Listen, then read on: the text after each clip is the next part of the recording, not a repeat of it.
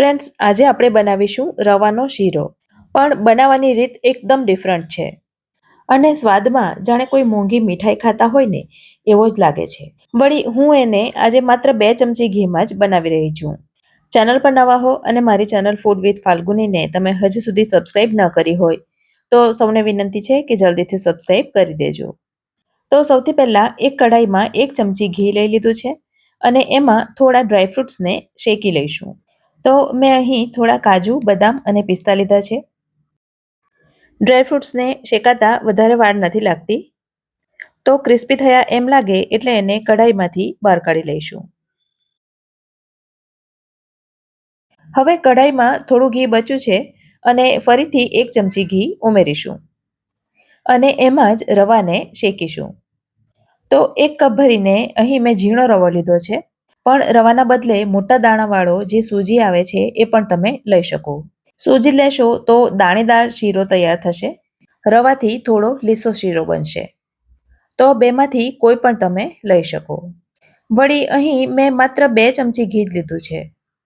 સામાન્ય રીતે આપણે જે પ્રસાદનો શીરો બનાવીએ છીએ એમાં જેટલો રવો એટલું ઘી લેતા હોઈએ.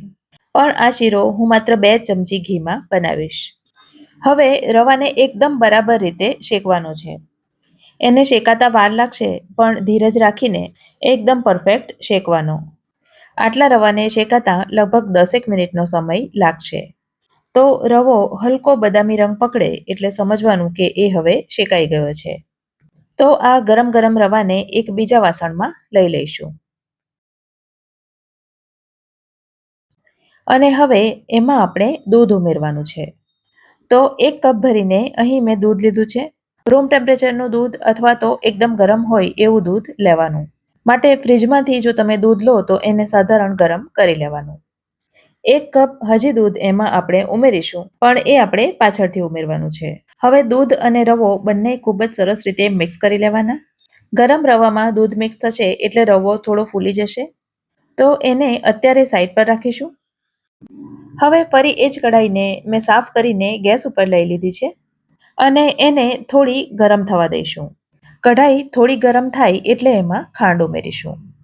જી હા ફ્રેન્ડ્સ, અહીં આપણે ખાંડનું કેરેમલ બનાવવાનું છે. માટે કોરી કઢાઈમાં જ ખાંડ ઉમેરીશું. તો મેં અહીં 1.5 કપ ભરીને ખાંડ ઉમેરી છે. ખાંડને પહેલાં તો 1-2 મિનિટ સુધી એમ જ રહેવા દઈશું અને ત્યાર પછી ધીમે ધીમે એને ચલાવીશું.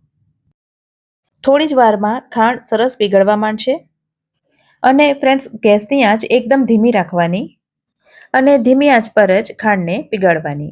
આ શીરામાં ખાંડ કેરેમલ કરીને ઉમેરવામાં આવતી હોવાથી શીરાનો સ્વાદ એકદમ યુનિક અને મીઠાઈ જેવો બને છે. તો બધી ખાંડ પીગળી અને એકદમ લિક્વિડ બની જાય ત્યાં સુધી એને ધીમા તાપે ચલાવીશું અને હવે એમાં 1/2 કપ ભરીને પાણી ઉમેરીશું. પાણી ઉમેરતી વખતે થોડું ધ્યાન રાખવાનું. ગરમ ગરમ ખાંડમાં પાણી પડવાથી છાંટા ઉડીને બહાર આવી શકે છે. પાણી ઉમેરીશું એટલે ફરી પાછા ખાંડના થોડા ક્રિસ્ટલ થઈ જશે પણ ફરી પાછી તરત જ એ લિક્વિડ ફોર્મમાં આવી જશે. હવે બરાબર મિક્સ થઈ જાય એટલે થોડીવાર માટે ગેસને બંધ કરી દઈશું. હવે રવો જે આપણે દૂધમાં પલાળીને રાખ્યો છે એ કદાચ એવું બને કે થોડો કઠણ થઈ ગયો હોય તો એને ચમચા વડે દબાવીને થોડો મેશ કરી લઈશું અને ત્યાર પછી એને ગરમ ખાંડની અંદર ઉમેરી દઈશું.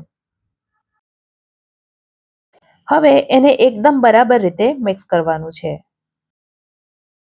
રવાના જો મોટા ગઠ્ઠા રહી ગયા હોય તો એને પણ તવેથા વડે ભાંગતા જવાનું અને બરાબર મિક્સ થઈ જાય એટલે ગેસને ફરી પાછો ધીમી આંચ પર ઓન કરી દઈશું અને હવે એમાં ફરી પાછું 1 કપ દૂધ ઉમેરીશું. તો ટોટલ આપણે શીરામાં 2 કપ દૂધ ઉમેર્યું છે જેના કારણે શીરો એકદમ માવાદાર બનશે. ફ્રેન્ડ્સ, લચકો મોહનથાળ તો તમે ખાધો જ હશે.